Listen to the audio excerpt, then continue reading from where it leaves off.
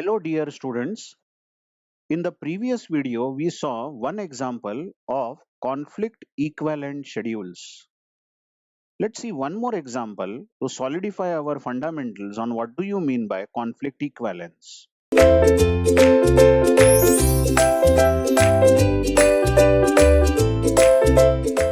Now in this example, we are again given two schedules S1 and S2, both running two transactions T1 and T2.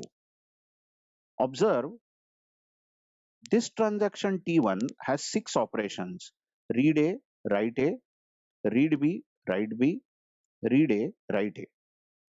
And exactly the same transaction T1 is running in schedule S2 also.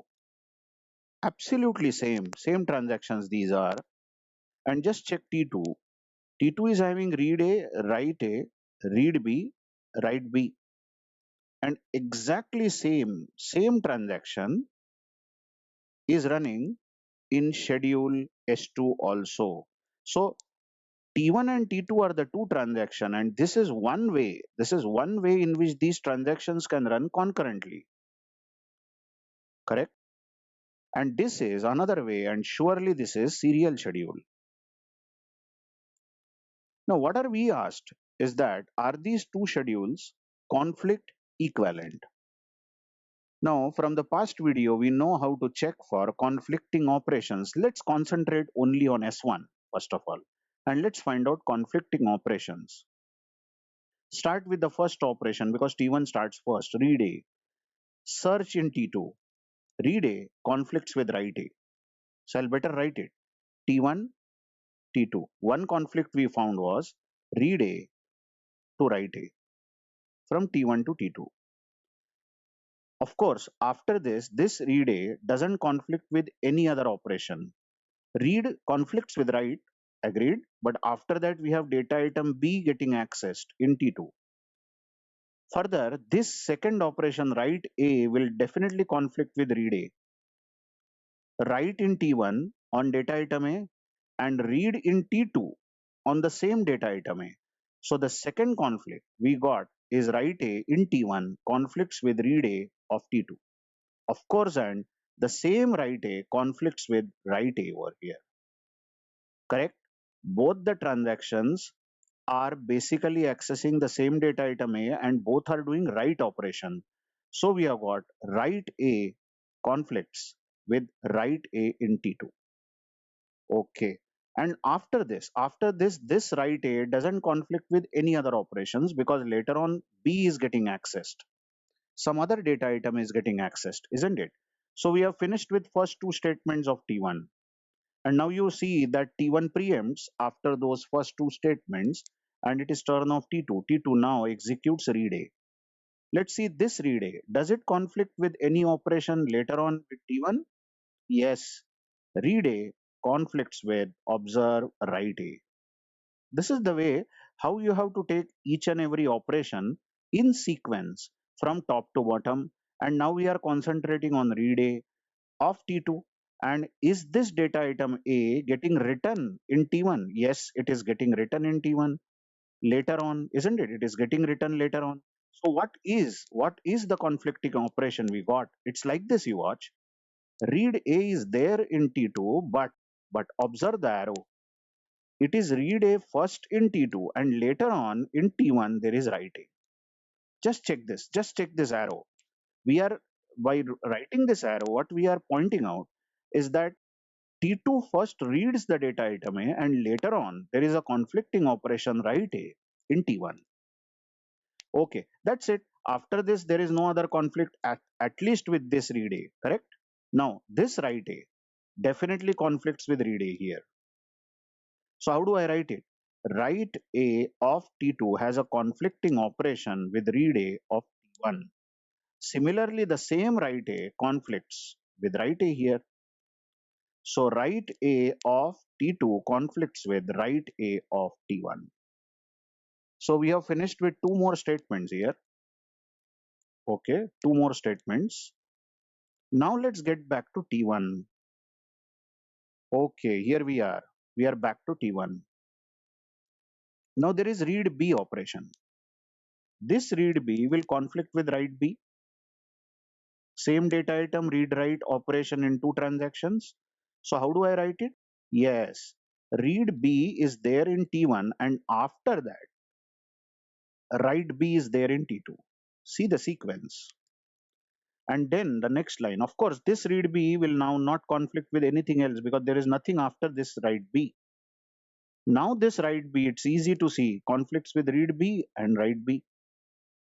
Okay. So how do I write it? Write B in T1 conflicts with read B in T2 and oh, I'm so sorry. And write B, the same operation in T1, write B conflicts with write B of, okay. Anything more? Let's find out. These two lines are done now. Now back to T2. In T2, you can see there is read B operation.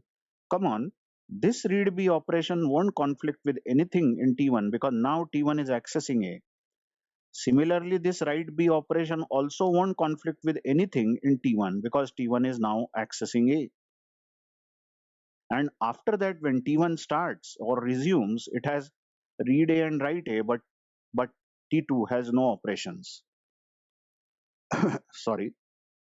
So by the way, these are the conflicting operations in both T1 and T2 for schedule S1. If you count them, I think yeah, nine conflicting operations are there. Now the same conflicting operations should occur in schedule S2 and in same order. Maybe you will now understand what I am talking about. Let's see S2 schedule. Let's start with read A, the first operation. Search it, read A will conflict with write A, correct? So how do I write it? T1, T2, check, read A conflicts with write A of T2. That's it. After that, read A doesn't conflict with anything else because there is read B and write B here. Okay, let's go for the next statement. Next statement in T1, as you see in the serial schedule, is write A. It is easy that this write A conflicts with read A and this conflicts with write A. So write A of T1 conflicts with read A of T2 and write A of T1 conflicts with write A of T2. Great. Just check. This conflict read A, read A, write A. Just check. This conflict write A, read A, write A, read A. Okay. This conflict write A, write A, write A, write A. Fantastic. Still we are getting the equivalence. Let's see what happens later. So this write A statement is done. Now let's continue with the third operation, read B. Check this, read B will definitely conflict with write B. So read B of T1 conflicts with write B of T2. Very nice. Do you have that? Do you have that conflict over here? Yes. Read B conflicts with write B. Done. You can check. In S1, this conflict here matches with this conflict. Done. Very nice. And of course, then read B won't conflict with any other operation. Okay. Let's go for write B.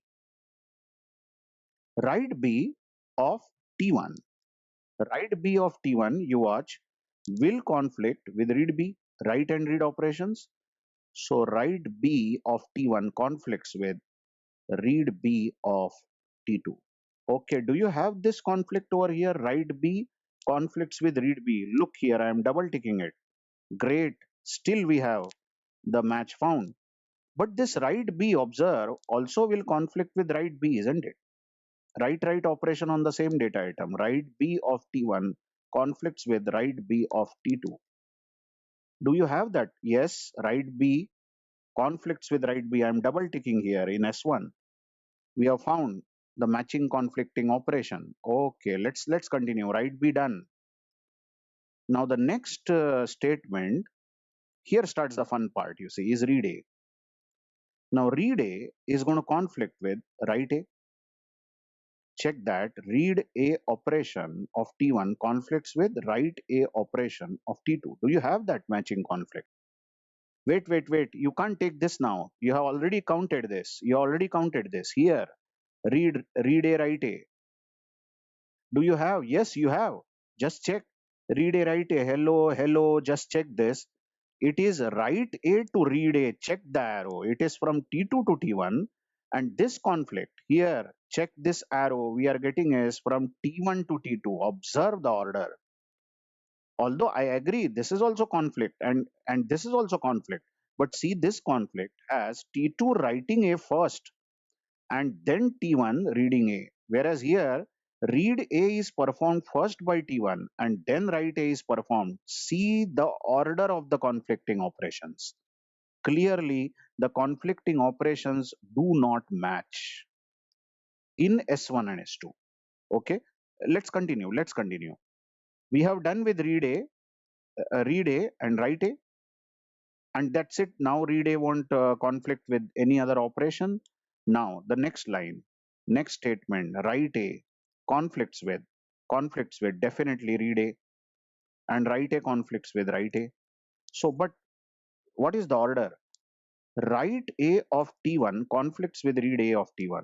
Now, do you have this matching conflict over here? Well, you can't use this write A to read A. Wait a minute, you already counted this here. I'm double ticking it here. You can't count this, correct? But you have write A to read A here. But see the order, see the sequence. It is T2 to T1, but here it is T1 to T2. Observe this. Here it is T1 to T2. So the conflicting operations do not match. Similarly, write A to write A also does not match. So there are 9 conflicting operations here. If you count, there are 9 conflicting operations here and in S1 also. But the order of conflicting operations do not match. So S1 is not conflict equivalent as compared to S2. As compared to S2, and we say these two schedules are not conflict equivalent. Just see all these things I have described over here, all the conflicting operations I have written. These are conflicting operations of S1 and below are the conflicting operations of S2. Wherever we have found out matching conflicting operations, we have written it in the bracket here. Okay, this conflicting operation read A of T1 with write A of T2 is exactly same as conflicting operation 1 found in S1 schedule. Similarly, in S2 schedule, write A of T1 conflicts with read A of T2, which is also found in the second conflicting operation here exactly. But these three conflicting operations, which I am now marking at the bottom, are not found because basically these arrows that I have drawn here actually should have been, wait a minute, this read B, wait a minute, this read A to write A, this one, read A, so you can see it is read A of T2 to write A of T1, isn't it? See the name of the transaction, read A of T2 to write A of T1. But here it is everywhere read A of T1 to T2 and again you see read A of T1 to T2. See the order doesn't match. So basically these conflicting operations do not match and hence S1 and S2 are not conflict equivalent. Now one more thing, very interesting fact you watch. This is very important point again I am telling.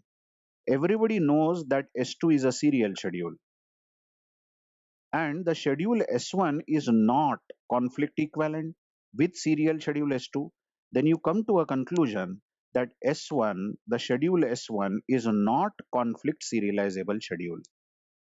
Please take a pause here. What do you mean by conflict serializable schedule? Watch here. Schedule is called conflict serializable. I am just scrolling up. Now this schedule S1 seen in the previous video is conflict serializable. This S1 schedule is conflict serializable. because this schedule containing T1 and T2 operations is equivalent with a serial schedule. Check my words. It is equivalent with a serial schedule. And which type of equivalence we are talking about? Yes, conflict equivalence.